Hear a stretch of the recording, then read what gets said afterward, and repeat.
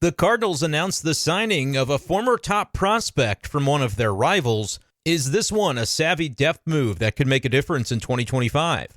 What's going on, everyone, and welcome into this edition of b-schaeff Daily. Brenden Schaeffer with you on the 25th of November, 2024, here on this gloomy Monday. The weather outside on Mondays recently has been just kind of brutal. But I promise you, if we can make it through the long winter, there will be baseball on the other side as a reward for your patience. Cardinals baseball, in fact, coming in 2025. And today we're going to talk about a recent signing by the Cardinals. I feel like this one has been out there in the ether for a number of days, but the Cardinals just officially announced the signing of Jose Barrero, a shortstop, former top prospect of the Cincinnati Reds a number of years ago. And the Cardinals have signed Barrero, who is listed as a shortstop/outfielder, according to the post I'm seeing here from the Cardinals player development Twitter account, to a minor league contract with a non-roster invite to spring training. So minor league deal means he's not on the 40-man roster, but that he will be, he'll get an invite to spring training, and that's kind of like a priority minor league deal. So they're probably going to get a look at this kid who is still just 26 years old when spring training and Grapefruit League play rolls around. The name sounds pretty familiar because he was the top prospect of the Cincinnati Reds as recently as 2022, made his debut in 2021 with just a cup of coffee. But over the years since, we have seen him struggle at the plate. He was kind of viewed as a glove-first player where you hoped that the bat would develop. Back in 2021 between AA and AAA, he had a 919 OPS as a 23-year-old, so was producing offensively there at the time. But his numbers have kind of trailed off since then. And for the Cincinnati Reds, who have had a number of infielders graduate to the big leagues over the last couple of years, it seems he sort of got passed up in their system. Last played in the big leagues with the Reds in 2023. This past season, spent the entire year in the Rangers organization, AAA Round Rock down there. I've been to that stadium, Dell Diamond, nice place. And didn't really do a lot offensively down there in AAA, right? Just this past season, a 188 average, a 277 on base, and a 346 slug, equating to a 622 OPS for Barrero. And again, those are AAA numbers. Now, as recently as 2023, his numbers in AAA were a lot more impressive.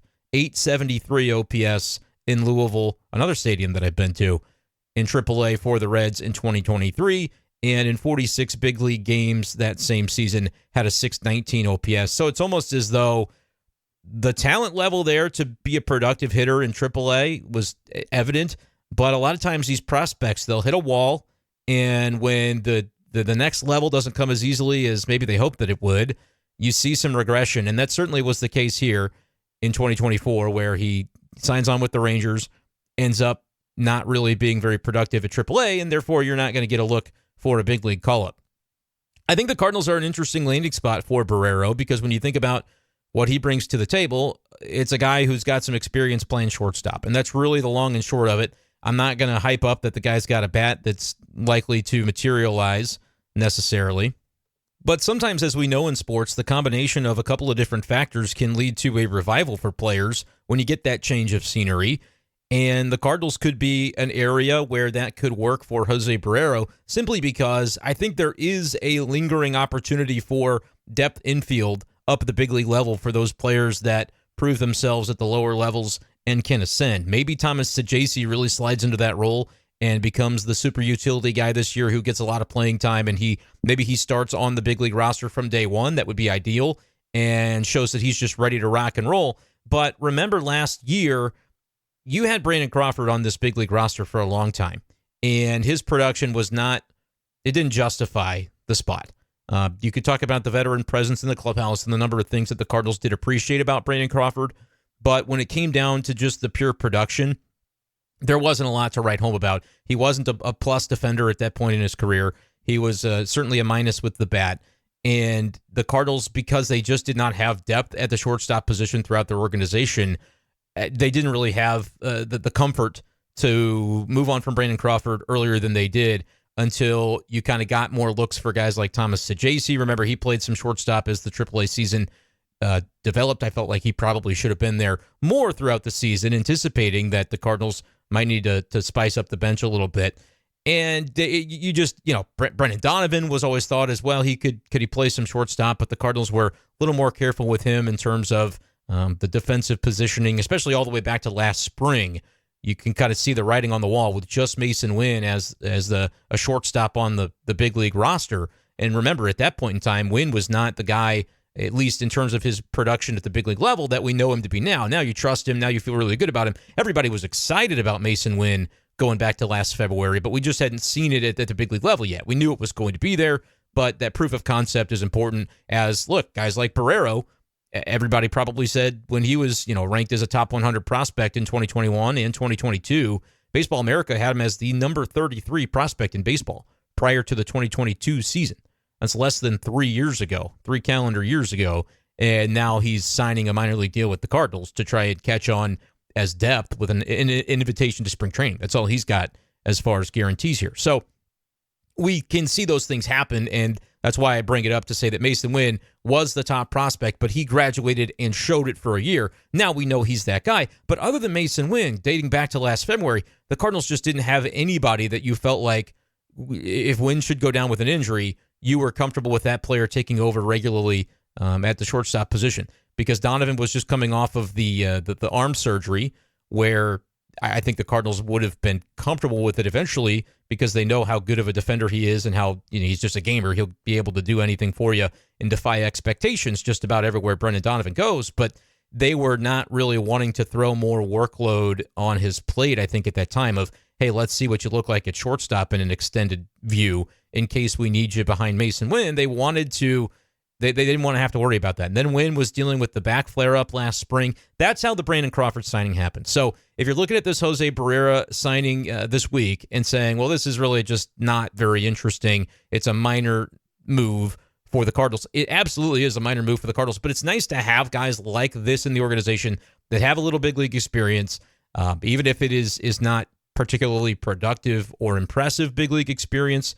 And you look at his numbers, he's got a 497 OPS as a big leaguer with a 186 average in 447 plate appearances for his big league career. So I'm not trying to pretend that Jose Barrero is going to be the savior hero or is ever going to factor in for the Cardinals. He very well may not. But I think it is indicative of the Cardinals looking at where they were about this time a year ago and saying, having guys like that at first glance, when you see the move happen, the reaction is, well, who cares? Sometimes those guys are what you need to fill out depth in your organization. Have some guys in the middle infield at AA and AAA that, they're going to work on their craft. They're still 26 years old, so it's not as though there might not be a little bit more in the tank than he showed so far. I would say be skeptical. Don't just assume that he's the top prospect guy, even though we put that in the video title. It's factual that he was, but kind of to this point, we've seen Jose Barrero sort of fall off that pace, right? But somebody with a previous pedigree and some experience playing the shortstop position, his defensive numbers are not great. I think he's a minus on defensive runs saved. So all around, this is just a body is kind of the way that it feels, but it's arguably a body that the Cardinals did not have at this time last year and did not have going into spring camp in February, and paid $2 million for Brandon Crawford's body to basically do the same stuff and at a similar level of productivity, which was just not a lot, right? So I think this is the type of move that we can be completely fine with the Cardinals making over and over and over again this offseason, so that you can come into spring training with some guys that there's at least a modicum of intrigue attached. And something else about Barrero, too, is he didn't play the last couple of months last season because he had a violent collision in the field and ended up missing the rest of the season after July, was on the 60-day injured list. I wonder, I guess if he was on the 60-day IL, that meant he would have been on the 40-man roster for the Rangers, but it looks like they claimed him from the Reds originally. That's how he went from Cincinnati to the Rangers. And then he was put through waivers off the 40-man roster to begin the 2024 season. Nobody claimed him. So this is a guy that was not necessarily highly sought after, but when you think about the Cardinals' needs in terms of positionally where they're looking to maybe beef up the depth of their organization, Jose Barrero, kind of an interesting player. And again, like if you wanted to make the bull case for him being able to turn things around relative to what he's done recently at the plate, you could see as recently as 2023, he had good numbers in AAA, right? Like this last year, not a good season for him in AAA, but he only played basically half the year and then he got hurt. So you can go back to 2023. He had an 873 OPS in AAA Louisville. stole 20 bases that year, and it looks like 80 games because he played 46 games in the big league. So, like, has a little bit of speed, those sorts of things. We'll see how he obviously recovers from an injury that ended his season here in 2024.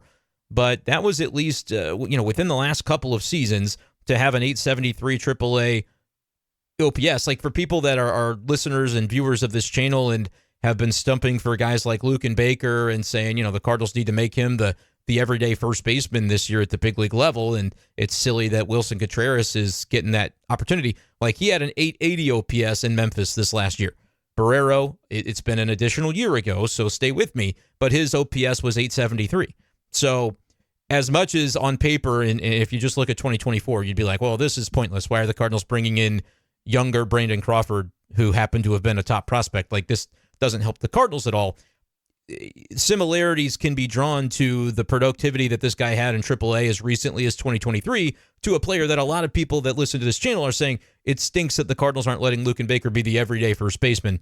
And Barrero can conceivably steal some bases and do some other things that defensively that Luke and Baker would not be able to do. So as much as I would take Luke and Baker if I were trying to pick who's more likely to be a contributor at the big league level this season for the Cardinals, it would be Baker, not Barrero. I think it is at least an interesting move, and it shows that the Cardinals are kind of looking at the way that last year went and saying, all right, what are some of the things that we didn't have that might have been nice to potentially beef up the lower levels of the organization? It's about top to bottom, I think, the Cardinals getting better and improving from where they've been, right? And having guys on minor league deals come into spring costs them nothing, but to stock an organization from top to bottom, these are maybe the types of moves that you see every offseason, but getting those diamonds in the rough. And by diamond, I mean, if Barrero could serve in even a Jose Fermin type of role, be another guy like that, whereas the Cardinals, we have not really ever seen them be too enthusiastic about Jose Fermin's defense at shortstop. But if you're looking for a player comp, I think there's a lot of comparison there too. Yeah, they kind of plugged Fermin in the outfield a little bit in Memphis. He can play some infield. He can play around the diamond. That's sort of the comparison that I think would make sense to make. But having more of those guys than fewer, and then maybe one of those guys at still 26 years old, in the case of Barrero, decides, hey, I'm gonna take my career more seriously this year, and we learn about maybe the reasons that last year he didn't thrive in AAA when it came to his stint with the Texas Rangers. There can always be turnarounds, and I would say that this is a guy that at 26 years old is maybe not too far gone to have a turnaround and become, at his absolute ceiling, a utility bat off the bench and a guy who can play some different infield positions at the big league level. It's going to be a question of whether or not his bat can ever ascend to that level, though, because it just has not been something that's been seen in his plate appearances at the big league level. Nearly 500 plate appearances so far in his career. Another name that we did not ever make a video about but would like to talk about is Michael Gomez, who is in the same boat. The Cardinals signed him to a minor league deal, invite to spring training. He's a right-handed relief pitcher, 28 years old, and has experience in the Yankees organization, and then most recently the Tampa Bay Rays had him in 2024. So not a Chaim Bloom connection there. Anytime we see Rays, we go, wait, this is Chaim Bloom's music? No, in this case, just the season that he was with the Cardinals, Chaim Bloom. This kid was pitching in AAA for Tampa, had a 5.01 ERA there in 55 innings last season, has not seen a big league debut, I don't believe, to this point. Let me make sure to double check that when it comes to Michael Gomez. Yeah, no big league debut yet for Gomez, 5 ERA, but 68 strikeouts in 55 innings. Just kind of glancing at the baseball reference page, that feels a little Riley O'Brien-esque in terms of guy with good stuff, high strikeout rate. In the minors, can it be something that translates? And obviously this past summer, we saw O'Brien with the Cardinals and missed most of the year with injury. And in terms of like evaluating the way that it went for his first year with the Cardinals, I would say no, it did not translate, and we were not able to see from Riley O'Brien what the Cardinals were probably hoping to see. Now, that's maybe not over. If they keep him in the organization, he'll still be around, but interested in seeing exactly the way that it should pan out for Michael Gomez, who, checking out the